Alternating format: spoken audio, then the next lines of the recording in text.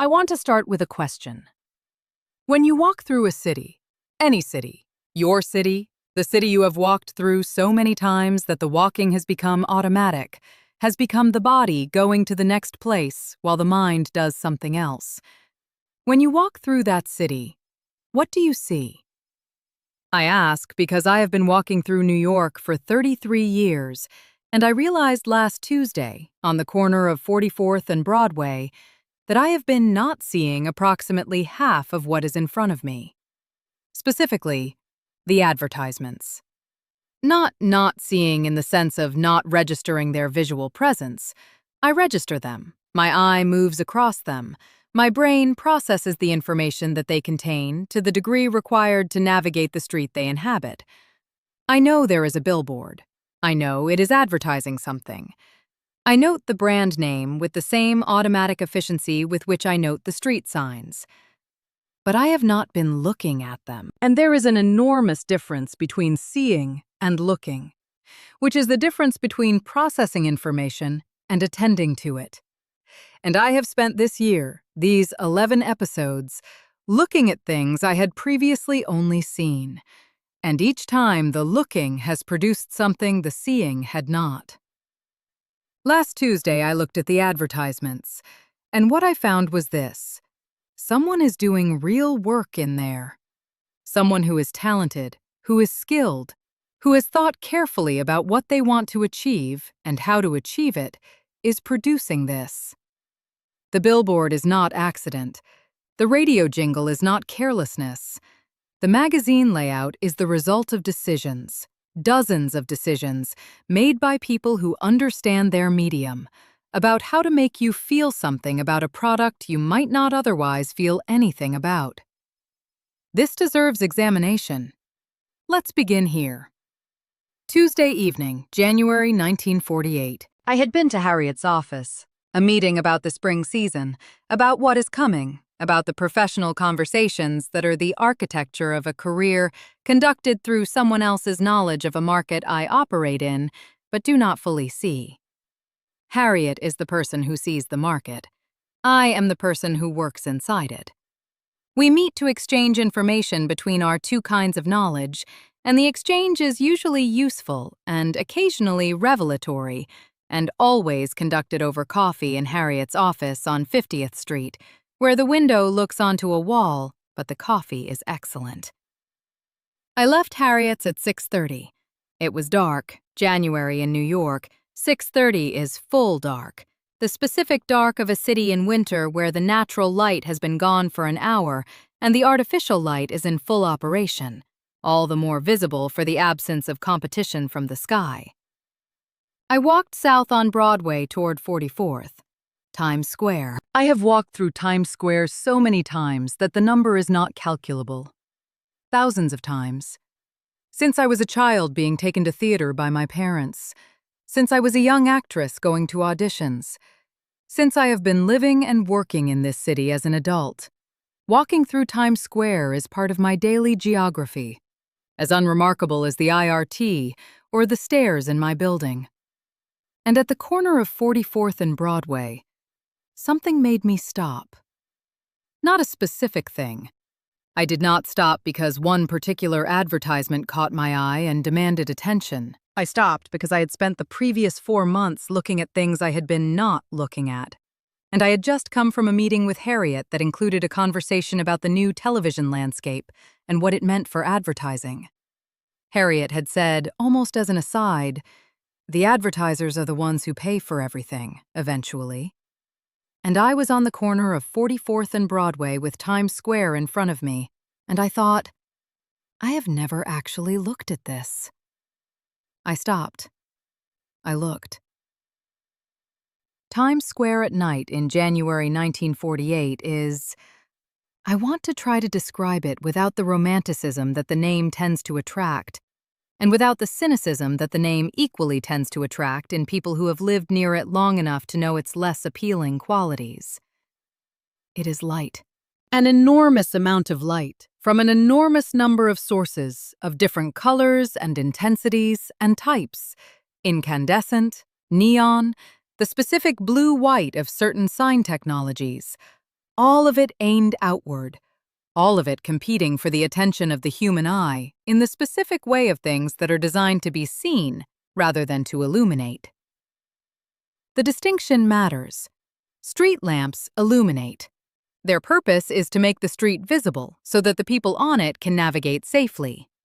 They serve the street and the people on it. The signs in Times Square serve something else. They serve the products and companies that paid to have them made and installed and lit. They are not illuminating the street.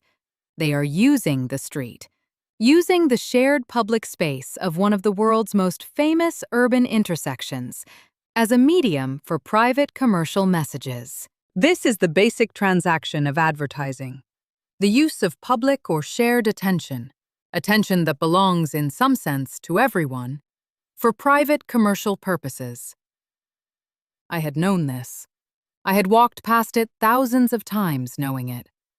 But standing on the corner of 44th and Broadway and looking, really looking, at the quantity and the density and the specific ambition of all of it, I felt the scale of the transaction in a way that knowing about it had never produced. This is a lot of attention. Not the attention of any single person. My attention, standing there for 3 minutes, is a small thing. But the accumulated attention of everyone who passes through Times Square in a day. The thousands of people who walk past these signs, whose eyes are captured and held for a fraction of a second by the light and the color and the design. That accumulated attention is an enormous resource. And it is being used. Not wasted, used, directed, converted into awareness of products, into associations between feelings and brands, into the specific mental furniture that determines what you think of when you think of Coca-Cola or Camel or RCA Victor. I looked at the signs for 3 minutes. Then I walked home and thought about what I'd seen for the rest of the evening. The advertisement in this magazine, the one I brought to the table, the one I've been looking at since Thursday, is for Camel cigarettes. Let me describe it precisely, because precision is how I understand things. The central image, a man in a white coat. A doctor, unmistakably. The stethoscope around his neck, the clinical setting behind him, the specific visual vocabulary of medical authority that has been established so thoroughly in the culture that the white coat alone, without the stethoscope, without the clinical setting, would be sufficient to communicate doctor to most American readers. The text.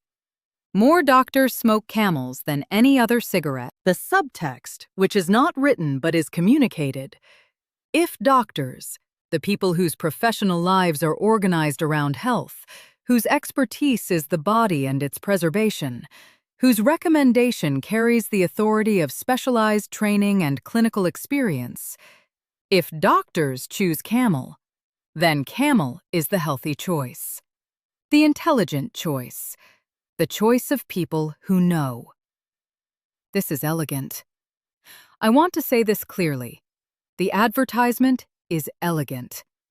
Not in the aesthetic sense of being beautiful, though it has its own competent visual design. Elegant in the logical sense of being a solution to a problem that uses exactly the right elements in exactly the right proportion. The problem is, persuade people who may have doubts about cigarettes to choose Camel.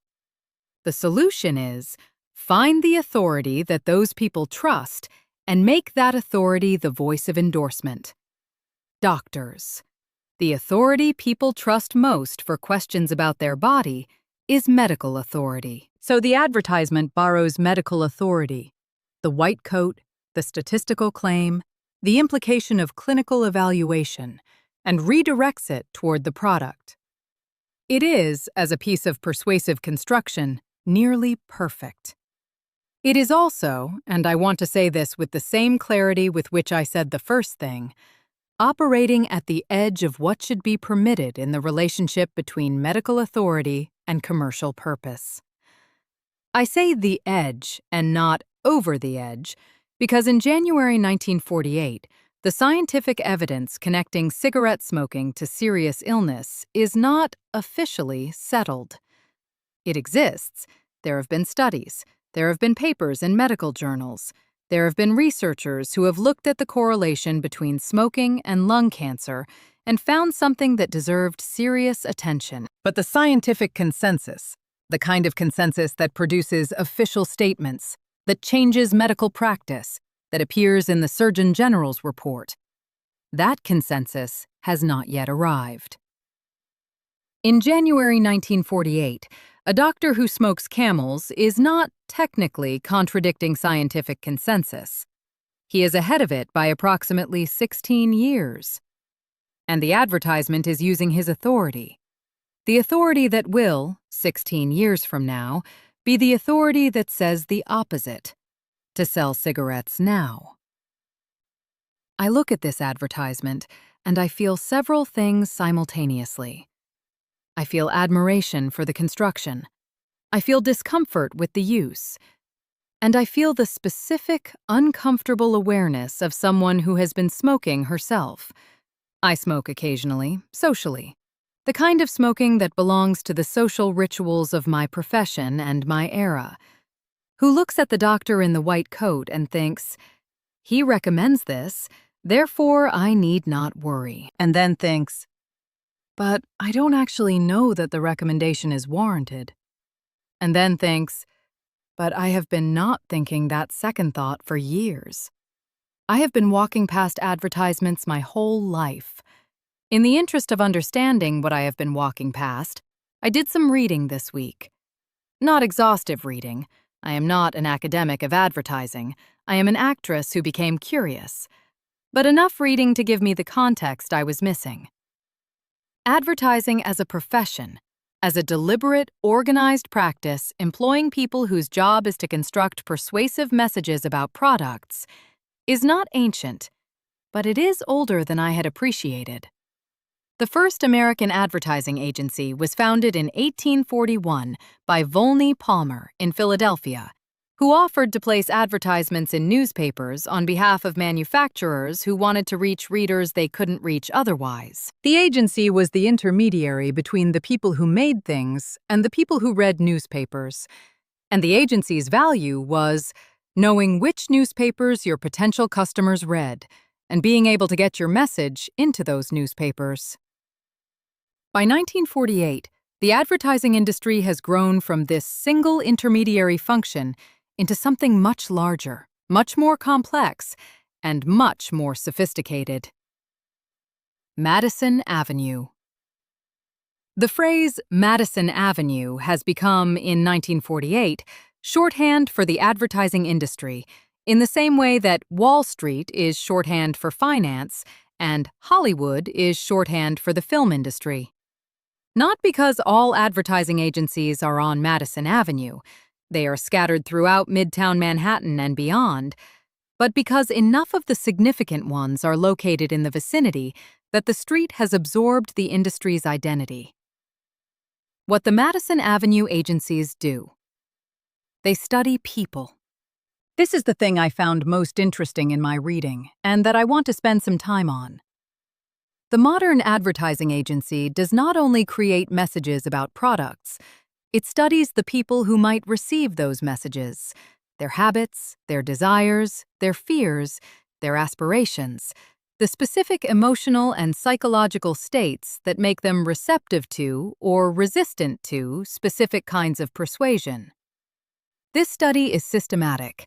It is, in increasing measure, scientific, not the hard science of physics or chemistry, but the softer science of psychology and sociology, the attempt to understand human behavior through the observation and analysis of it. What they do with what they learn, they construct messages that speak to the specific desires and fears they have identified. Not messages that describe products, messages that associate products with feelings. The Coca-Cola advertisement does not describe what Coca-Cola tastes like. It shows you people who are happy, who are together, who are experiencing the specific quality of joy that the advertisement wants you to associate with the product. So that when you reach for a Coca-Cola, you are reaching for the feeling rather than the liquid. The liquid is the vehicle. The feeling is the point. On Wednesday morning, I was in the kitchen making coffee, and I turned on the radio and I heard an advertisement. I have heard thousands of radio advertisements. I have heard them as background, as the interval between the music I wanted and the music I wanted, as the specific, slightly too loud intrusion that I have learned to navigate around, that my ear processes and files and moves past. On Wednesday morning, I listened to one. The advertisement was for Ivory soap. I want to describe it, because describing it is how I understand what it is doing. The advertisement began with a musical jingle. 4 bars, simple melody, the specific construction of something designed to be remembered. Not remembered as music, not in the way you remember a song because it is beautiful or complex or affecting, but remembered the way a telephone number is remembered, through the specific mechanism of repetition and simplicity that produces involuntary retention. The jingle contained the brand name 3 times, I counted, 3 times in 4 bars. The brand name appears 3 times because repetition is the mechanism by which a name enters the involuntary memory, and the involuntary memory is where the brand wants to live. In the part of the mind that retrieves information without being asked, that produces ivory when the question, "What soap should I buy?" arises, before the conscious mind has had a chance to evaluate the options. Then, a voice. A woman's voice, warm, slightly domestic, the specific vocal quality of someone who has been chosen to represent the aspirational domestic sphere that the soap is selling alongside the soap. The voice described Ivory soap's qualities. Purity, 99 and 44/100% pure. A fraction so specific that the specificity itself communicates scientific rigor, a number that sounds like the result of a laboratory measurement rather than a marketing decision. Mildness, the suitability for a baby's skin. The baby. The baby appeared in the advertisement as a verbal image, not as a visual image, this is radio, but as a spoken image. The specific vulnerability and value that a baby represents being attached to the soap's mildness.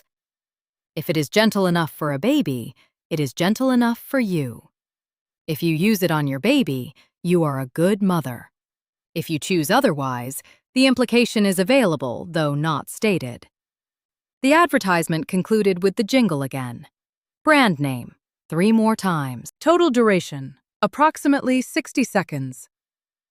In 60 seconds, using music and a warm voice, and a baby, and the specific mechanism of the repeated brand name, the advertisement had done several things simultaneously. It had put ivory in my involuntary memory. It had associated ivory with purity, mildness, good motherhood. It had created a slight negative pressure, not stated, not aggressive, but present around the choice not to use ivory. I stood in the kitchen and noted all of this. Then I poured my coffee and thought, I have heard this hundreds of times. I have never noticed it. I want to think about the people who made the Ivory soap advertisement, and the Camel advertisement, and the Coca-Cola billboard, and the specific visual grammar of Times Square at night. I want to think about them not as agents of manipulation, though manipulation is a real element of what they do, and I will come back to the ethics, but as craftspeople, as people who have developed a specific skill set in service of a specific purpose, who bring genuine intelligence and genuine creativity to the work of producing persuasion. The copywriter who wrote the Ivory soap jingle spent time on that jingle. Not enormous time. Jingles are produced at volume. The industry requires too much output for any single piece to receive the attention that a sonnet or a song receives. But the copywriter understood something about how memory works, about what makes a phrase stick, about the relationship between melody and repetition, and the specific neural pathways that advertising is trying to occupy. That understanding is real. The art director who designed the Camel advertisement made decisions about placement and proportion and hierarchy, which element the eye sees first, which second, which third, how the text and the image work together rather than against each other, what the white space does to direct attention toward the elements that matter most. Those decisions are real. They require skill. They are the same decisions that a theater set designer makes, that a film's production designer makes, that any visual artist makes when organizing elements in a space. The skill is the same skill. The application is different. I think about this when I think about advertising, that the skill is real, and the talent is real, and the creativity is real, and that these real things are being deployed in service of an enterprise whose ultimate goal is commercial rather than artistic. And I ask, does that change what the work is? I have not answered this question to my own satisfaction in the week since Tuesday. The best I have managed is, it depends on what the product is, and it depends on whether the methods used are honest, and it depends on whether the effect on the person who receives the advertisement is ultimately beneficial or harmful. These are criteria that some advertising meets and some does not. The Ivory soap advertisement. The product is what it says it is. The claim about purity is accurate. The association with good motherhood is manipulative, but not dishonest. The effect on the person who chooses to use it is benign. The Camel advertisement. The product is what it says it is. The claim about doctors is technically accurate, if doctors do smoke more Camels, which I have no reason to doubt, but deeply misleading in its implication. The use of medical authority to endorse something that medical evidence will eventually condemn is not what I would call honest. Same industry, same skills, very different ethics of application. I want to talk about the Coca-Cola billboard specifically, because Coca-Cola advertising is, I have been looking at it this week with the new attention I brought to Times Square on Tuesday, and I want to share what looking revealed. The Coca-Cola billboard at 47th Street and 7th Avenue is large, very large, larger than most of the other signs in the area, which are themselves not small. The size is itself an argument, a claim about the importance of the product that is made through scale rather than through words. You cannot walk through this part of Times Square without seeing this sign. The size makes avoidance impossible, which is itself a form of persuasion. What you cannot avoid, you cannot not think about. The image on the billboard is a couple, a man and a woman, young, attractive, clearly in the midst of something enjoyable. A summer day, perhaps, or an evening out, the specific quality of an occasion that is good. They are each holding a bottle of Coca-Cola. They are smiling. Not the performed smile of people who have been told to smile, the specific smile.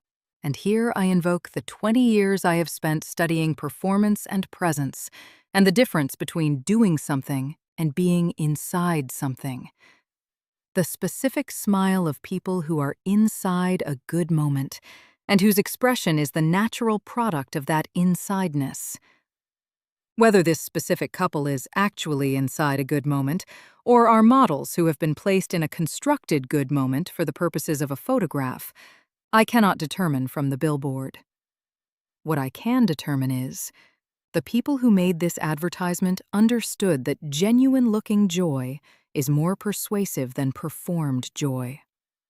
They sought, through whatever means they used, the casting of the models, the direction of the photographer, the construction of the setting, the selection among many photographs of the one that looked most genuine. They sought the quality of genuine presence in their image. They sought exactly what Brando has. This is startling, in a way. The thing I spent the previous episode describing as the highest achievement of the performing arts, genuine presence, the quality of being rather than performing, is also the thing that the advertising industry is seeking in its images. The advertiser and the theater director are, at the level of what they want from their subjects, wanting the same thing. The application is different. The ethics are different. The desire is the same.